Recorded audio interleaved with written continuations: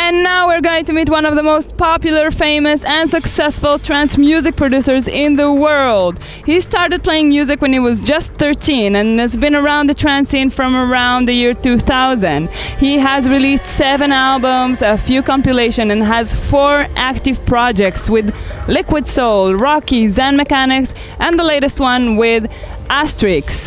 He's been playing, this would be the 6th edition he's playing for Boom Festival. He also played at the Utopia and on a number of huge stages all over the world. Are you guessing who am I talking about? Yes, you know, it's Ace Ventura, Yoni Oshrat. Woo!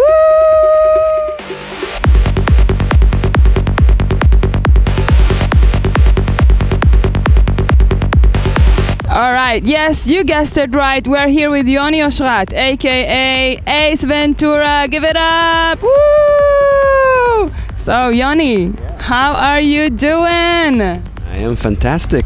This is the best time of the year, as everybody knows. We're in the Boom Festival right now, which is an amazing experience each time.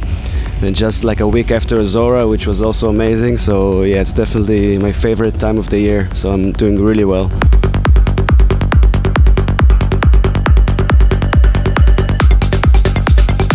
Five hours playing on the main stage.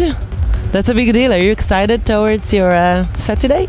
I'm very excited. We are 1 hour before the set, so yeah, it starts to creep on me. But yeah, I'm really excited. It's really, I don't take it for granted. The festival, like Boom, gives me 5 hours. It's like almost the whole afternoon. I think the crowd is excited. The crowd is excited also. I hope so.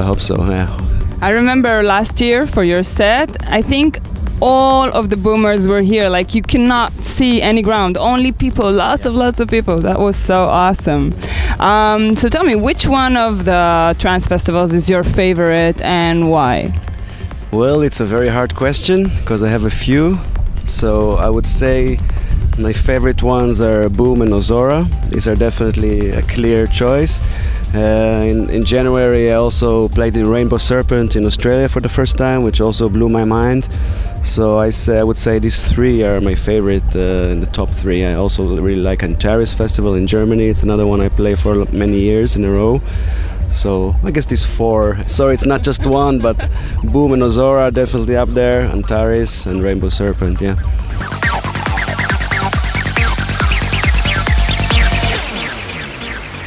What inspires you the most in life? Like, what would make you stop everything you're doing and run off writing new music? Well, as for running and making new music, my life right now is not that spontaneous as it used to be. I mean, I have 2 kids and I'm traveling so much, so I don't have this option that often to run and make new music. But when it happens, it's usually after a good festival. So you get really energized, either spending some time on the dance floor or playing, and usually after that you get some studio satisfaction. What surprised you the most in life up until now? I don't know. I think I'm always surprised each time by the reactions and the feedback I get from the people. You know, either while playing or people coming all the time, taking photos and all this. You never get used to it because you know, if you get used to it, you're a shitty person. So it's always exciting and always surprising, and so many people are either reacting or giving so much love and feedback. And yeah, each time it's funny, and I appreciate it each time it happens. It's definitely the best job in the world. I mean, I really love my job. It's funny to call it a job because most of the times it's fun. Like 99.9% it's fun, you know, to make people dance and make people happy and be in these parties. Just people pay you and they pay for your flights to come and be here, you know. So it's amazing. So definitely the best job in the world, yeah. And if you had a protege DJ, who would it be? Who is your protege? I would like to say my son, which is 7 years old now, and I saw him playing on your... Yeah, he likes to play with the stuff in the studio, and I have my old groove box, the Roland groove box from years ago that now it's like his. I have 2 professional studio monitors right for just for him in this machine. And yeah, so if he could be that one day, for sure. And what would be the most important thing that you would teach him in this kind of career? I would teach him to try always follow his heart and do whatever his heart tells him to do. I had a few key moments in my career that I had to make such a decision, and for me it paid off big time. So definitely would say that, just to believe in yourself and follow your heart. As much as a cliche, it's true and it works most of the time. So yeah, that's what I would say. Where do you see yourself in 10 years from now? Honestly, I would like to keep on doing what I'm doing now. I mean, I'm not such an ambitious person, to be honest. I like what I have, and as far as I'm concerned, if I can keep doing this, I would consider myself being very lucky, because this is awesome. So I would definitely just like to keep on doing music and traveling around, and yeah, that's it. What would be, in your eyes, another peak in your life? I really don't know. I mean, I think just musically to try and do some different stuff in electronic music, and perhaps release some other genres still in electronic music, but more down tempo and more eclectic. The moment I don't have much time to experiment so much in the studio, but it's definitely something I want to do. I did it 10 years ago and I didn't have that many gigs. You ready for our questionnaire? It's a Glide Girls questionnaire. You have to answer short answers, and it's very interesting. All right. It's questions that the audience wants to know. So let's start. The Glide Girls questionnaire. Here we go. So, what do you love most about your job? One word. Yeah, I think meeting people and meeting friends from all around the world. That's definitely the number one, yeah. What do you hate most about your job? Traveling, just the flight things, and yeah, this whole thing around, sometimes hard hours, but I can't complain, you know, so if I had to say something, I would say this. So yeah, the traveling and the flights, I guess. Yeah. That's what everybody's saying. Okay. If you were stranded on an island, who would you like to be stranded with? Well, that's actually easy. I would say either Rajaram, Okay, that's a good answer. yeah, or Duvde for infected mushroom. Nice. These two are the most entertaining. With the Rajaram, Yeah. you always have something to talk about.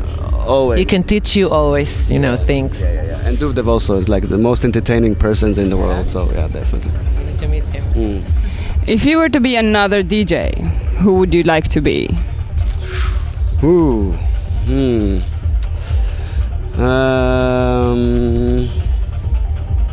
Rajaram maybe? Again? Yeah. I don't know, he has, this guy has unlimited amount of energies, and he's like, I think 74, 75 years old, and he has more energies than most people I know. So I would like to have that. Definitely. Yeah. I'm in love with Raja from the first day. If you weren't a DJ at all, what would you be?